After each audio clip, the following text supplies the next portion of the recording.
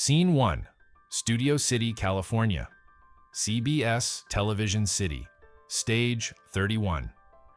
Tuesday morning, September the 15th, 1959. The audience is seated. The lights are warm. The crew is in position. The cameras are pointed at a set that looks exactly like a kitchen in a comfortable American home. Because it is a set that looks exactly like a kitchen in a comfortable American home, because that is what it is, and that is what it has been every Tuesday morning for the past 4 years, and what it will be for the next 2 years, and what the 8 million American families who watch it on Friday nights understand it to be without any particular analysis of why a kitchen on a soundstage in Studio City produces in them the specific feeling that it produces, which is the feeling of a family that is doing all right.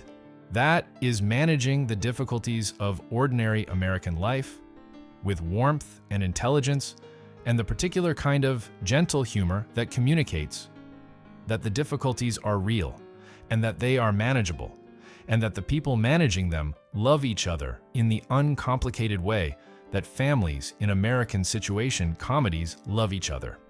The man who walks onto that set on Tuesday morning is wearing a cardigan. He is 42 years old, which is slightly older than the fathers of young children are in the real world of 1959, but which is exactly the right age for the father of young children in the world of American television in 1959, which requires its fathers to be old enough to be authoritative and young enough to be vigorous, and which has found in Robert Young, with his specific combination of handsome warmth and gentle authority, and the particular quality of accessible intelligence that his face communicates without effort. The platonic ideal of what that balance looks like. He sits down at the kitchen table. He picks up a coffee cup. The director calls action. And Robert Young, who is Jim Anderson, who his father knows best, who is the man that 8 million American families have decided is the man they want their fathers to be, begins the scene. Scene 2. The same morning, 3 hours earlier. The bedroom of Robert Young's house in Brentwood. He is sitting on the edge of the bed. He has been awake for an hour. He has been awake for an hour because the depression arrived in the night the way it always arrives, which is without announcement and without the period of warming up that would allow the person in whose life it arrives to prepare. It is simply there. The way it is always simply there. The way it has been simply there since before the television show, and before the career, and before the fame that the career generated. Since before any of this, since the specific years of the specific origin that the career has been organized, in part around not thinking about. He sits on the edge of the bed. He does not perform the depression. He does not have an audience for it. He sits on the edge of the bed in the specific, non-theatrical way of a man who is in something and who is waiting for the being in it to be survivable enough that the next thing can happen. And the next thing is the drive to Studio City, and the makeup chair, and the cardigan, and the kitchen table, and Jim Anderson, and the 8 million American families who believe they know who Robert Young is. He sits on the edge of the bed, and then he gets up, he gets dressed, he drives to Studio City, he walks onto stage 31, he picks up the coffee cup. The director calls action, and the man who was sitting on the edge of the bed at 6 in the morning is not visible in the man who is sitting at the kitchen table at 9, because the man who is sitting at the kitchen table at 9 has had 50 years of practice at the specific art of not being visible in the performance. And the practice has produced a quality of invisibility that the cameras and the audiences and the directors and the producers and the 8 million American families have never penetrated. That is the story I want to tell you tonight, my friend. Not the career story. Not the father knows best story, though the father knows best story is the frame through which the larger story becomes most visible. Not the story of the depression or the alcoholism in isolation, though both are part of this. The story of the gap, the specific, sustained, extraordinary gap between the man on stage 31 on Tuesday mornings and the man on the edge of the bed on Tuesday mornings at 6, and what it took to maintain that gap across 60 years of a public life organized entirely around the presentation of the version of himself that the world on the other side of the gap was receiving. Come with me. We are going back to the beginning, but not to the beginning the biography usually starts from. Not Chicago, 1907, not the birth, not the childhood. We are going back to 1931, to a specific moment in 1931. Because 1931 is the year that the gap was established. The year that the two versions of Robert Young first separated in a way that was meaningful rather than ordinary.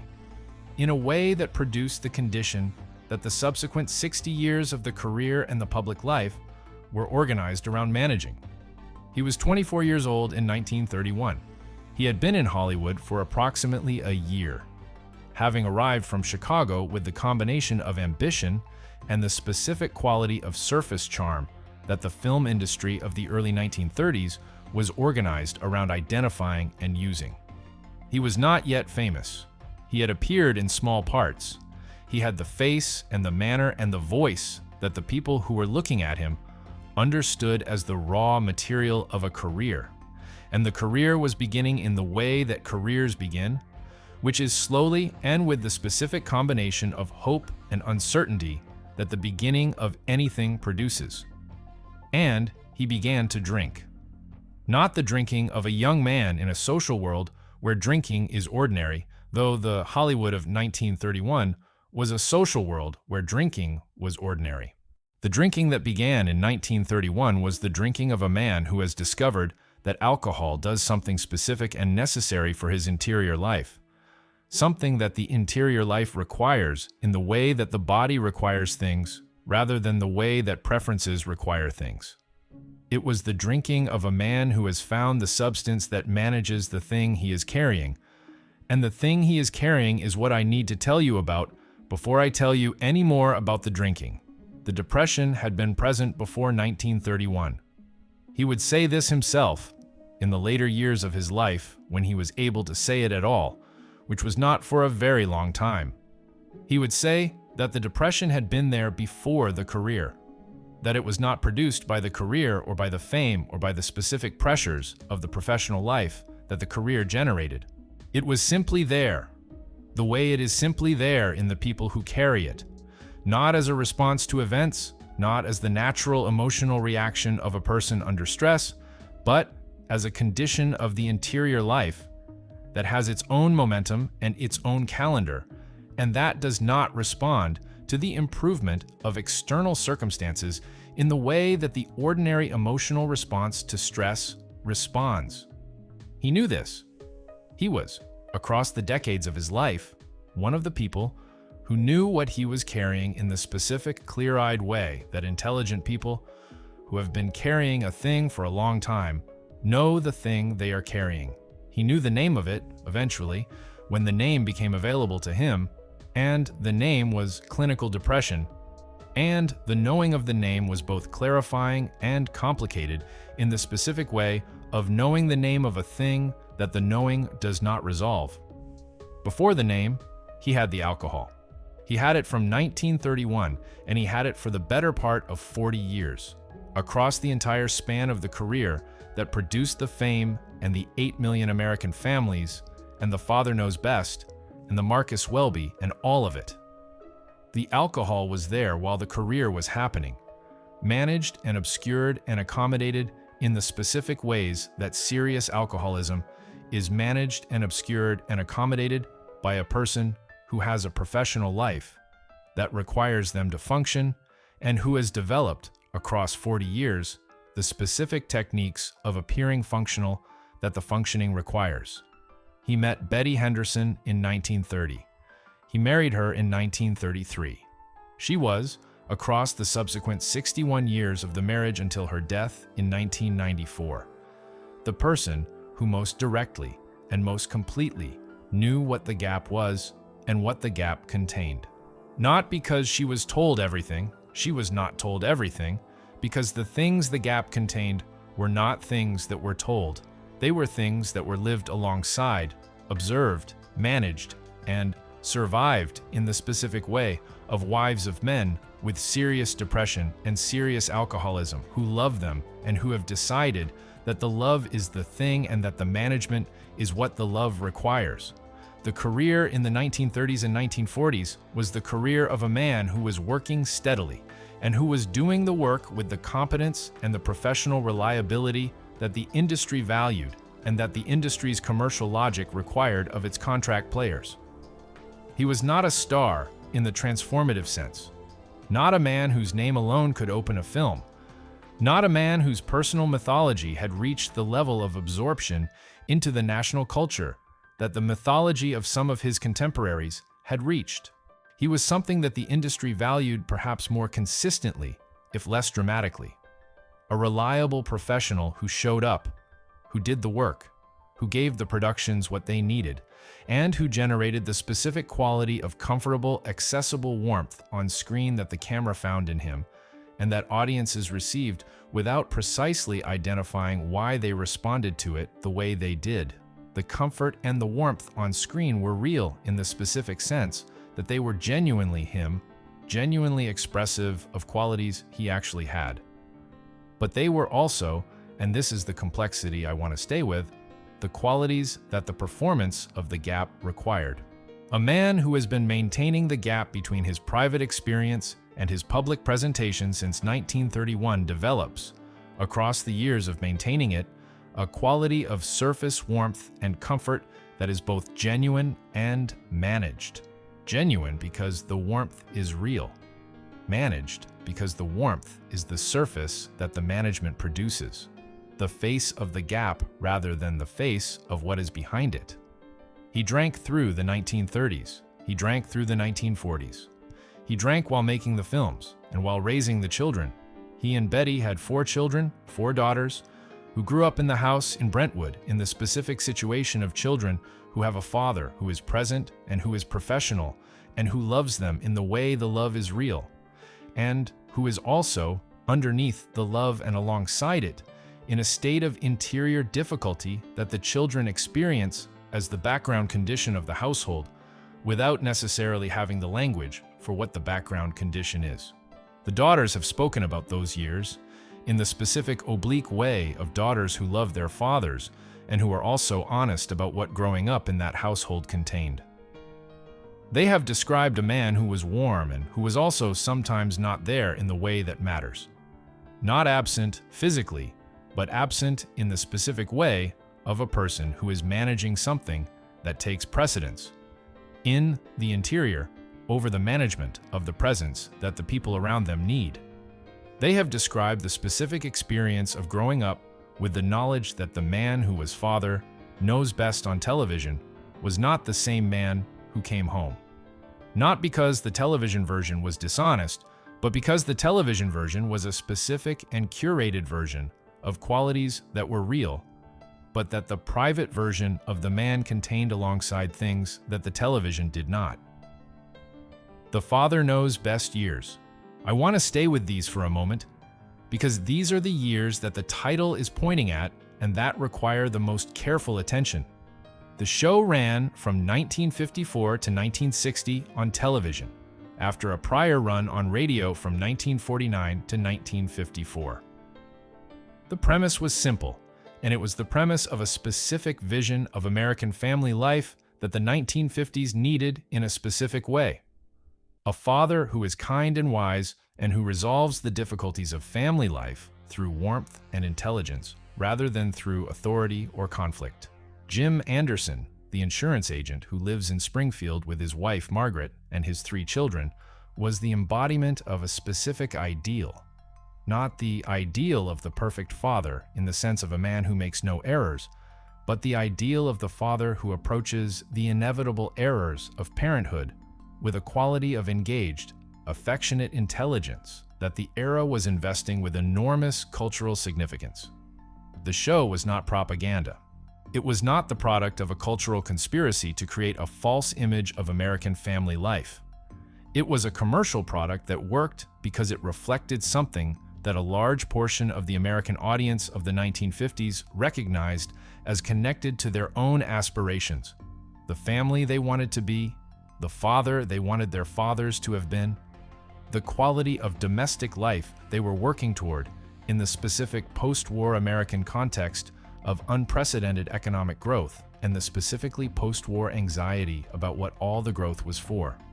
Robert Young inhabited Jim Anderson with the ease of a man whose professional qualities were exactly the qualities the role required: the warmth, the accessibility, the specific combination of authority and approachability, the quality of a man who is clearly intelligent and who deploys his intelligence in the service of the people around him rather than in the service of his own self-presentation.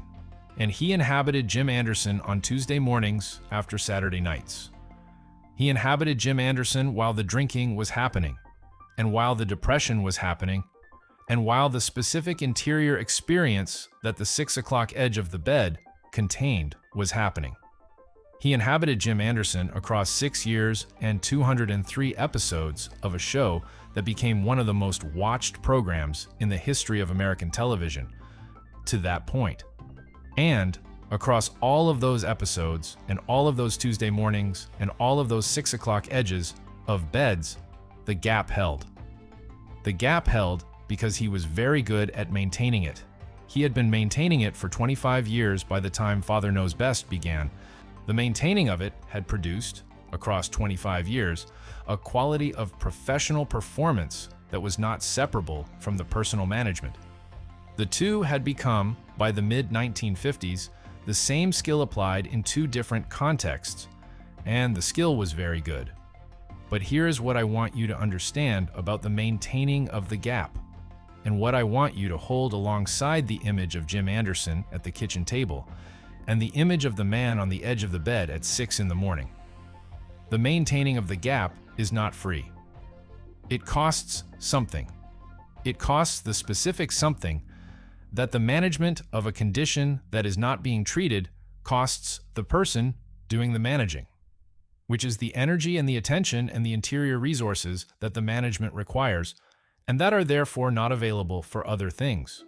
The other things that the gap's maintenance was consuming the resources for included the full presence that Betty needed from him, and that the daughters needed from him, and that the human beings who loved him needed from him in the ways that the people who love you need you to be present rather than managing your absence. The gap was maintained in part by directing toward the maintenance, the resources that the people closest to him needed to have directed toward them, and the cost of that direction was the cost of the gap, and the cost was real and was ongoing and was paid by the people who were in the domestic space where the gap lived. Marcus Welby, MD, came in 1969. He was 62 years old when the show began, which is older than the age at which most television actors begin the run of the show that becomes their second major defining role. And the fact that he had the second major defining role at 62 is a fact about Robert Young that his career does not always highlight, but that is significant. The show ran until 1976. It was, across its run, one of the most watched shows on American television. He was nominated for Emmy Awards. He won. He was, in the Marcus Welby years, doing the same thing he had been doing in the Father Knows Best years, inhabiting with total professional commitment a character whose qualities were a specific, curated version of his own qualities, organized around the warmth and the accessibility and the intelligence and the quality of care that the role required and that he brought to it with the ease of a man who has been doing exactly this for 40 years. And he was still drinking. And the depression was still there. The two things were not resolved by the Marcus Welby success because they had not been resolved by the Father Knows Best success, because they were not the kind of things that professional success resolves. They were the kind of things that require treatment to resolve, and the treatment was not happening because the treatment requires the acknowledgement that the thing exists, and the acknowledgement had not happened yet. The acknowledgement happened in 1969, the same year that Marcus Welby began. The specific coincidence of the timing of the beginning of the second major defining role and the beginning of the acknowledgement of the thing that both major defining roles had been organized around managing is not, I think, a coincidence. It is the specific timing of a person who has reached the point at which the maintenance of the gap is no longer sustainable at the level it has been sustained, and who has to choose between the gap's maintenance and the thing that the gap's maintenance has been preventing. He checked into a rehabilitation facility. He checked in quietly, without the kind of public announcement that the industry's subsequent decades of celebrity rehabilitation would make almost standard practice. He checked in because the drinking was no longer manageable in the way it had been manageable, because the depression was no longer something that the alcohol and the professional performance were adequately addressing because he was 62 years old, and the things he was carrying were heavier than the carrying capacity he had left. He got sober. He has described the getting sober with the specific directness of a man who has processed something deeply enough to describe it without the drama that the processing sometimes adds to the telling. He said that the getting sober was the hardest thing he had done. And he said this having done a great many hard things, and the saying of it with that context was itself a form of precision about what the 40 years before the getting sober had required. He became, in the years following the getting sober, one of the most visible public advocates for the acknowledgement and treatment of depression and alcoholism in America. He gave speeches. He appeared before Congress. He used the specific authority that Father Knows Best and Marcus Welby had given him, the authority of a man that 8 million American families had decided was the man they wanted their fathers to be, in the service of saying that the man they had decided they wanted their fathers to be had been drinking and depressed for 40 years and had not told them, and that the not telling had been its own form of damage. This is the thing that I want to spend some time with, because it is the thing that the story of Robert Young most directly requires us to think about, and because I do not think it has been thought about with enough specificity in the accounts that have been written about him.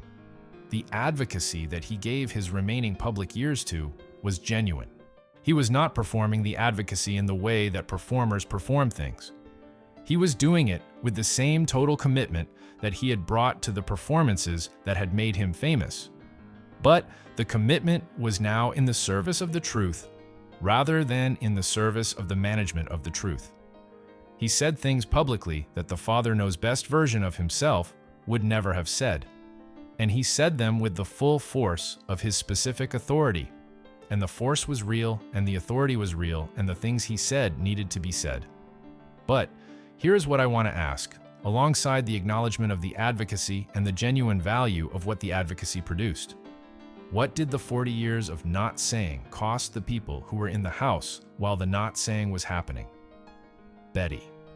4 daughters, the domestic space of the house in Brentwood, across 40 years of the Father Knows Best, and the Marcus Welby, and the Tuesday mornings, and the 6 o'clock edges of beds. What did the gap cost them? Not in the dramatic sense of the cost that the most extreme versions of alcoholism impose on the families of alcoholics, because Robert Young was not in the most extreme version.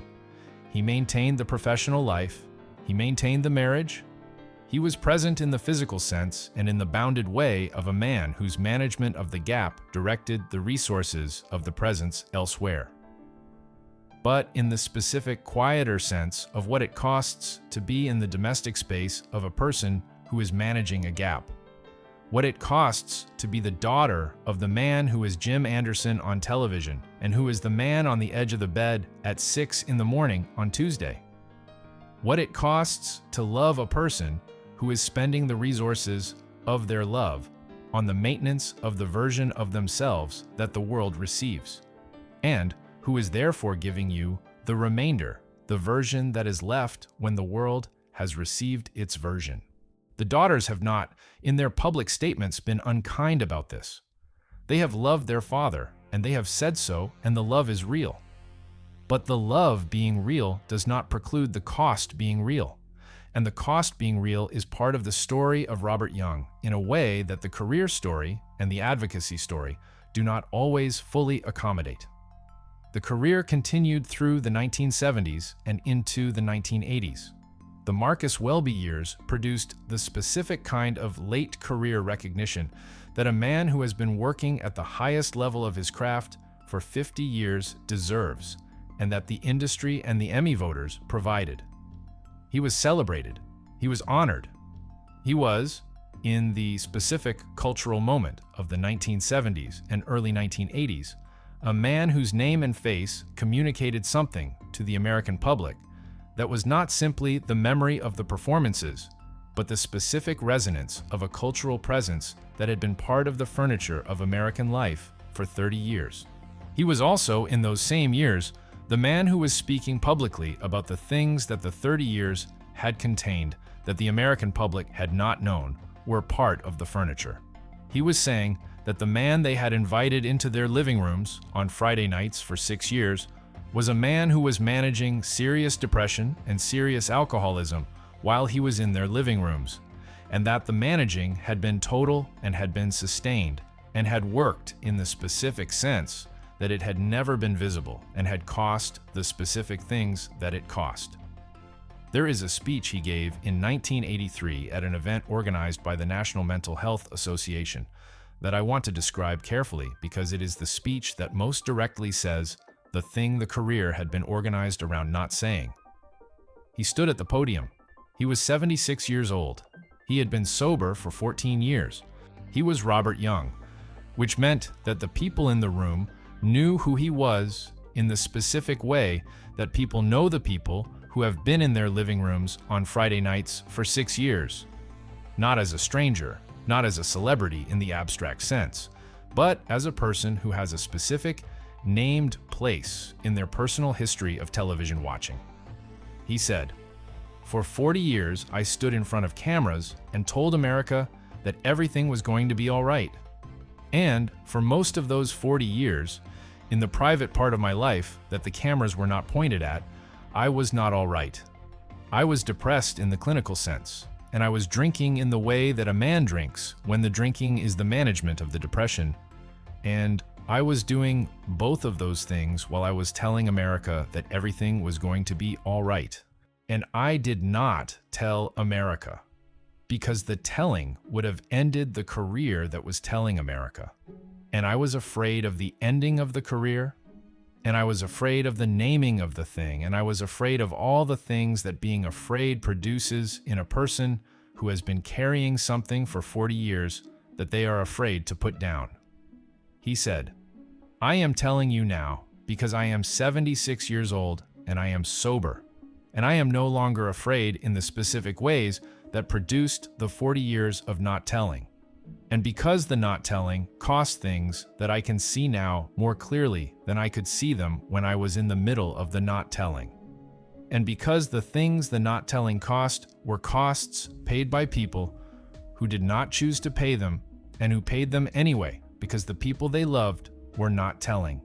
He stood at the podium at 76 and he said the things he had not said for 40 years, and the things he said were the things that the Father Knows Best and the Marcus Welby and the Tuesday Mornings and the 6 o'clock Edges of Beds had contained, and that had been, for 40 years, on the other side of the gap from the version of himself that America was receiving. He received enormous responses to the speech from people who had been watching Father Knows Best and who had found in the revelation of what the Father Knows Best years had contained something that was both shocking and not shocking, in the specific way of revelations that surprise the mind while confirming something the intuition had always been aware of.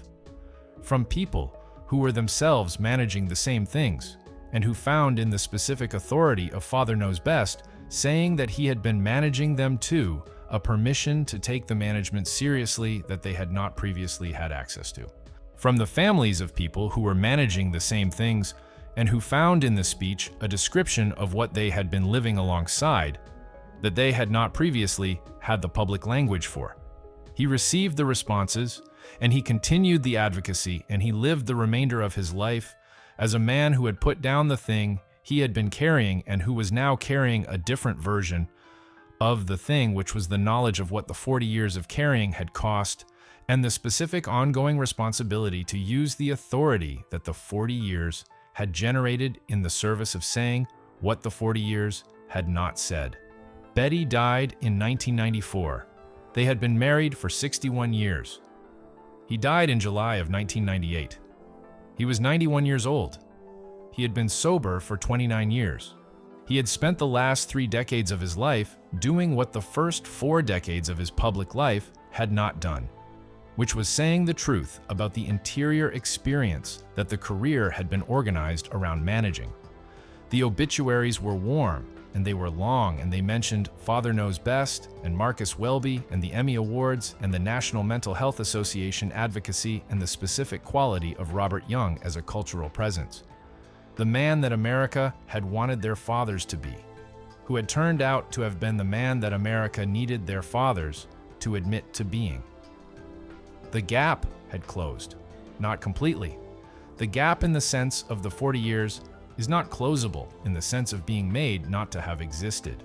The years on the edge of the bed at 6 in the morning are in the past in the permanent way of the past, and the cost of the gap is in the past in the same permanent way, and the people who paid the cost paid it in the years they paid it in, and the paying does not stop simply because the thing producing the paying has been acknowledged.